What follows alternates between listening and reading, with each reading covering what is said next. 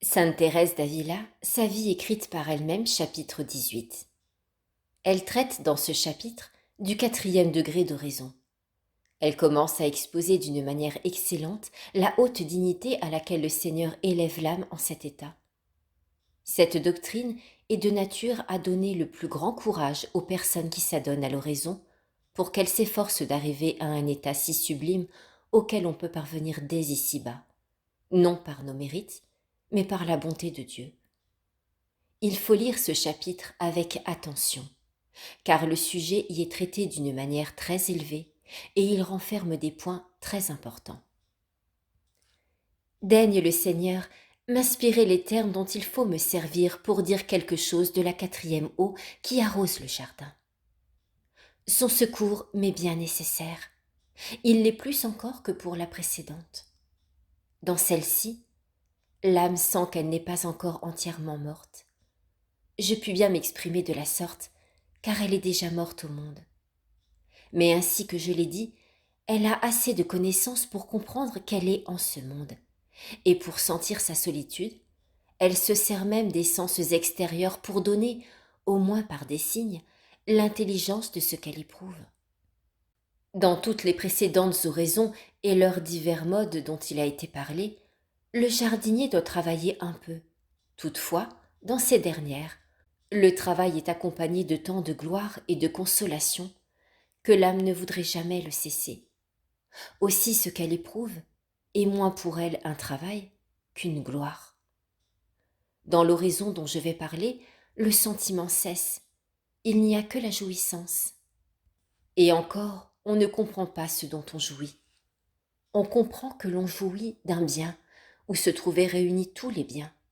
Mais ce bien lui-même, on ne le comprend pas.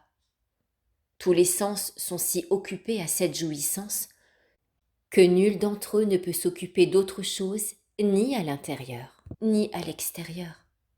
Précédemment, il leur était permis, comme je l'ai dit, de donner quelques marques de leur grande joie.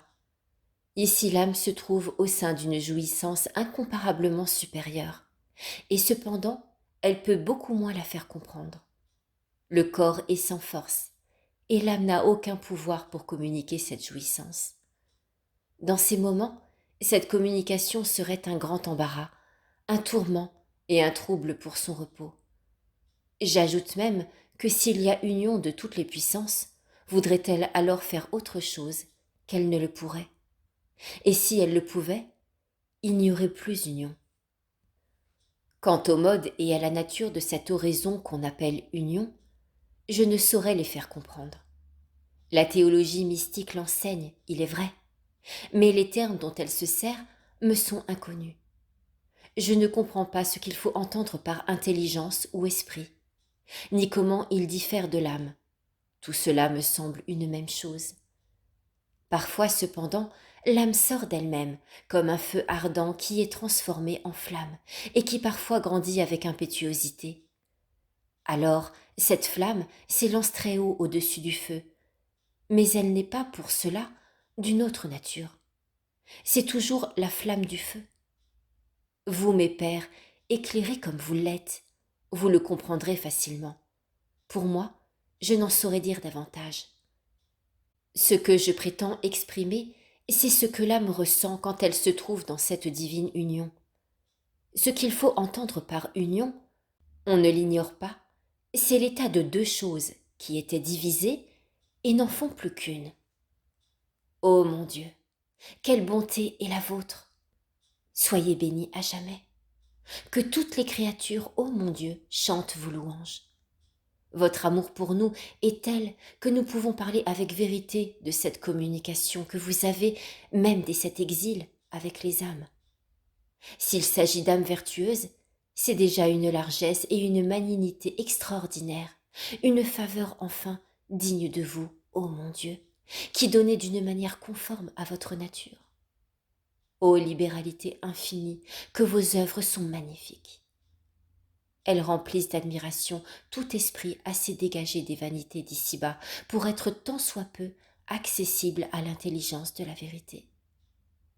Mais que vous accordiez de si souveraines faveurs à des âmes qui vous ont tant offensé, voilà ce qui me confond. Et quand j'y songe, je ne puis passer outre. Et où pourrais-je aller sans revenir en arrière? Vous rendre grâce pour de si hautes faveurs, je ne sais comment le faire. Vous dire des folies, c'est ce qui parfois peut soulager ma peine.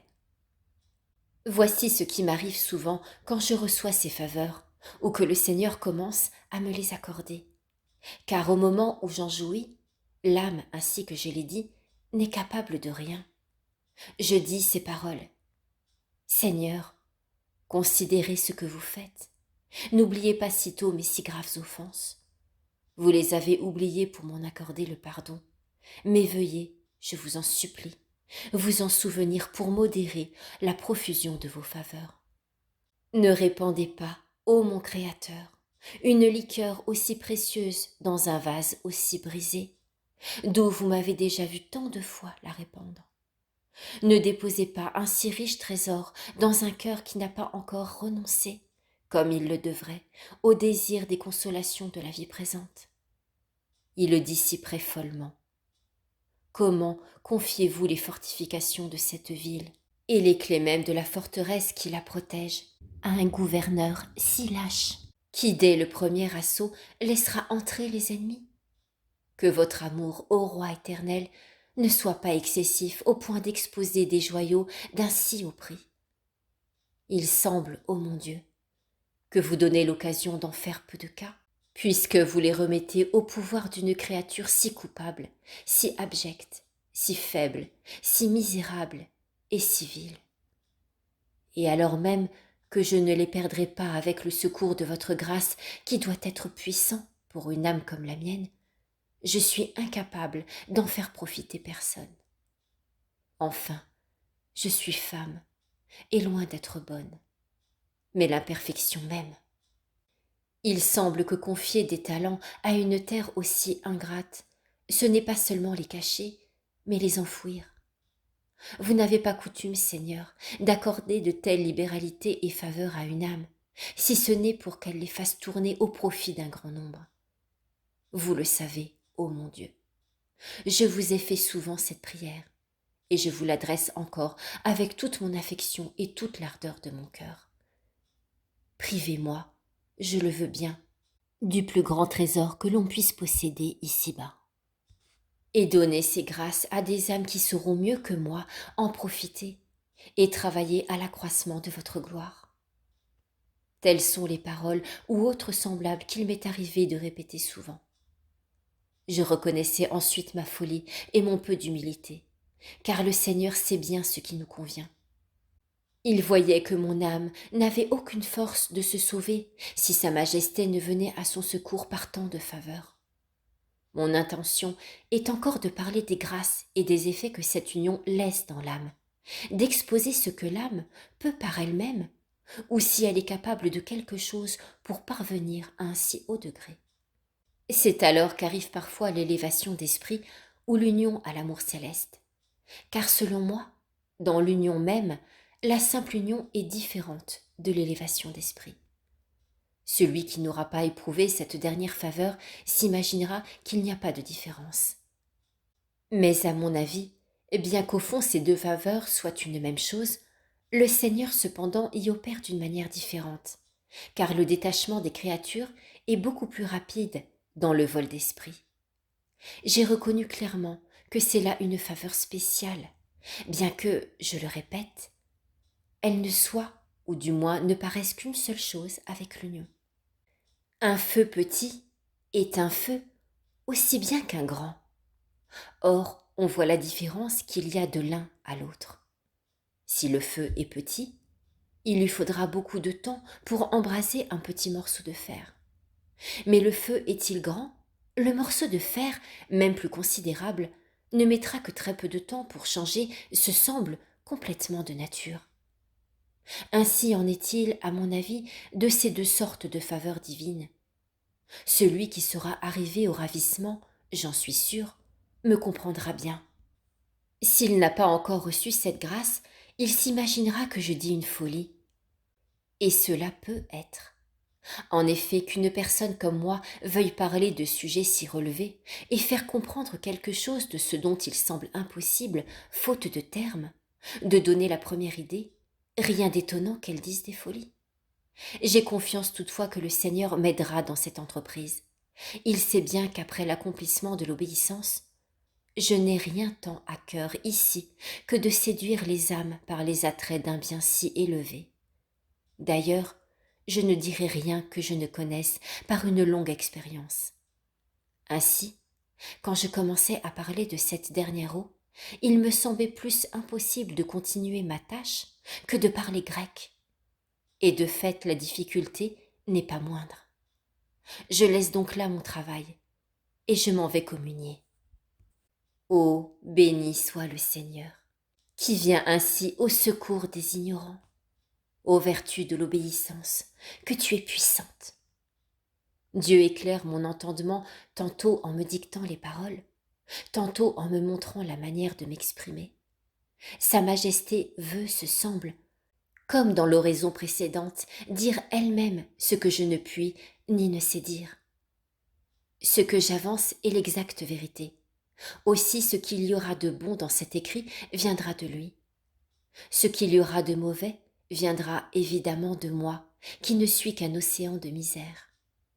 Je dis donc que s'il y a des personnes, et il doit y en avoir beaucoup, qui soient arrivées à ces états d'horizon où Dieu dans sa bonté a élevé une misérable comme moi, si ces âmes, craignant d'être égarées, veulent s'en entretenir avec moi, le Seigneur viendra au secours de sa servante pour qu'elle les éclaire et leur montre le chemin. Parlons maintenant de cette eau qui tombe du ciel pour pénétrer et abreuver de son abondance tout ce jardin.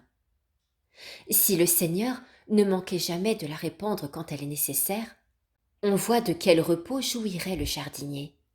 Si de plus il n'y avait point d'hiver, mais au contraire un temps toujours tempéré, les fleurs et les fruits ne feraient jamais défaut, et on devine quels seraient ses délices.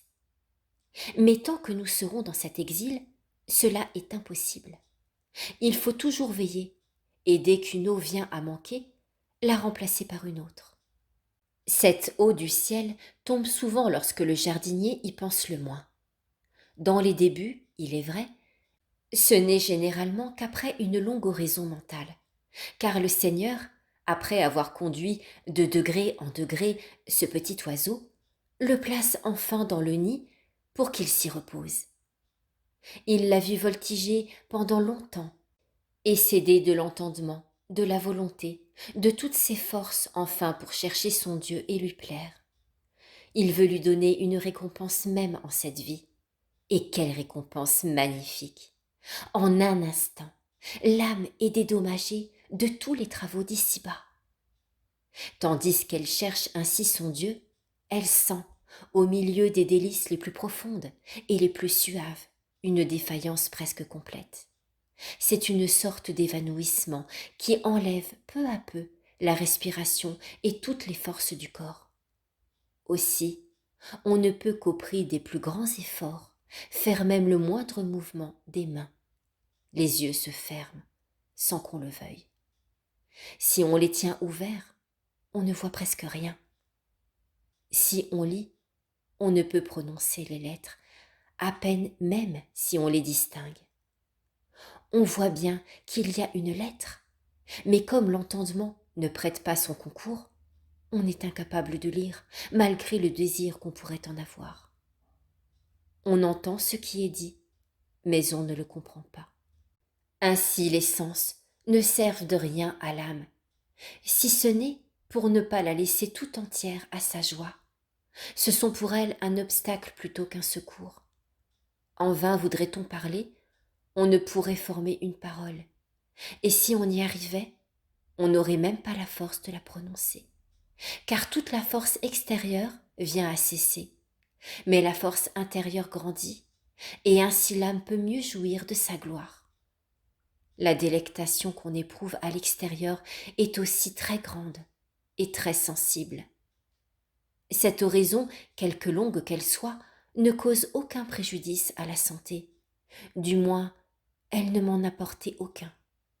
Si malade que je fusse lorsque Dieu m'accordait cette faveur, je ne me souviens pas d'en avoir été incommodée. Bien au contraire, j'en éprouvais une amélioration très sensible. Et quel mal pourrait donc venir d'un si grand bien? Les effets extérieurs de cette grâce sont très sensibles. On y reconnaît d'une manière certaine l'agent puissant qui nous a enlevé les forces avec tant de délices pour nous les restituer plus grandes. Dans les débuts, il est vrai, cette faveur est de très courte durée. C'est du moins ce qui est arrivé pour moi, et quand elle passe rapidement, elle ne se manifeste pas aussi clairement que les signes extérieurs et par la suspension des sens. Toutefois, on comprend très bien, à la surabondance de grâce dont l'âme est comblée, que la clarté du soleil qui a brillé en elle a été vive, puisqu'elle l'a ainsi liquéfiée. Il faut bien remarquer, selon moi, que la suspension de toutes les puissances, si longue qu'elle soit, est toujours très courte, et quand elle durerait une demi-heure, c'est beaucoup. Pour moi, ce me semble, elle n'a jamais duré si longtemps. Il est vrai qu'on ne peut guère apprécier le temps qu'on y demeure, puisqu'on est privé de sentiments. Mais je dis que chaque fois que cette suspension a lieu, il s'écoule très peu de temps, sans que quelque puissance ne revienne à elle-même. La volonté est celle qui soutient la joute, mais les deux autres puissances ne tardent pas à l'importuner de nouveau. Comme la volonté demeure ferme dans son calme, elle les suspend de nouveau. Et après quelques instants, ces deux puissances reviennent à leur vie ordinaire. L'oraison peut, au milieu de ce va-et-vient, se prolonger, et se prolonge de fait pendant quelques heures. Car dès que ces deux puissances ont commencé à s'enivrer en goûtant de ce vin tout céleste, elles retournent facilement à la suspension afin d'être beaucoup plus avantagées. Elles accompagnent donc la volonté, et toutes les trois ensemble sont plongées dans la joie. Mais cette suspension complète des puissances, sans aucune action de l'imagination, qui est aussi, selon moi, complètement ravie, et, je le répète, de courte durée. Cependant, elles ne reviennent pas tellement à elles-mêmes qu'elles ne puissent demeurer comme égarées pendant quelques heures durant lesquelles Dieu les ramène de temps en temps à lui. Venons maintenant à ce que l'âme éprouve alors intérieurement. Que celui qui le sait veuille nous le dire, car si on ne le peut comprendre, comment pourrait-on l'exprimer? Au moment où j'allais me mettre à ce sujet, je me demandais ce que l'âme fait durant ce temps. Je venais de communier et je sortais de cette oraison même que je décris. Or le Seigneur me fit entendre ces paroles. Elle se consume tout entière, ma fille, pour s'abîmer davantage en moi. Ce n'est plus elle qui vit, c'est moi qui vis en elle.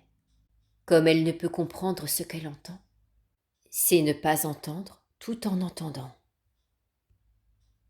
Celui qui aura éprouvé cette faveur saisira quelque chose de ce langage. Ce qu'on éprouve alors est si caché qu'on ne peut l'exprimer plus clairement. Ce que je puis dire seulement, c'est que l'âme se voit unie à Dieu et il lui reste une telle certitude de cette faveur qu'elle ne saurait en avoir aucun doute. Ici, toutes les puissances défaillent et sont tellement suspendues que, je le répète, on ne peut nullement comprendre qu'elles agissent. Si précédemment on méditait sur quelques scènes de la Passion, la mémoire la perd de vue, comme si on n'y avait jamais pensé. Si on lisait, on ne comprend rien et on ne peut se fixer. Si on priait vocalement, c'est la même chose. Et ainsi cet importun petit papillon de la mémoire se brûle alors complètement les ailes et ne peut plus voltiger. Certes, la volonté doit être bien occupée à aimer, mais elle ne comprend pas comment elle aime. L'entendement, s'il entend, ne sait pas comment il entend. Du moins, il ne peut rien comprendre de ce qu'il entend. Quant à moi, il ne me semble pas qu'il l'entende, car ainsi que je l'ai dit, il ne s'entend pas lui-même. D'ailleurs, toutes ces choses sont au-dessus de ma portée. Il y a un point que j'ignorais au début. Je ne savais pas que Dieu est réellement dans toutes les créatures. Et il me semblait qu'une présence qui me paraissait si intime à mon âme était impossible. D'un autre côté, cesser de croire qu'il fût là, je ne le pouvais pas. Car d'après ce que je croyais avoir clairement compris, Dieu était là, vraiment présent. Des gens peu instruits me disaient qu'il s'y trouvait seulement par sa grâce. Pour moi, je ne pouvais me ranger de leur avis, car je le répète, il me semblait qu'il était là, présent lui-même. Je me trouvais donc dans l'angoisse, quand un religieux très instruit de l'ordre du glorieux Saint Dominique vint dissiper mon doute. Il me dit que Dieu était véritablement présent en moi et m'expliqua comment il se communique à nous. Aussi je fus grandement consolée. Il faut remarquer et bien comprendre que cette eau du ciel, cette très haute faveur de Dieu, laisse toujours l'âme en possession des plus riches trésors. C'est ce que je vais dire maintenant.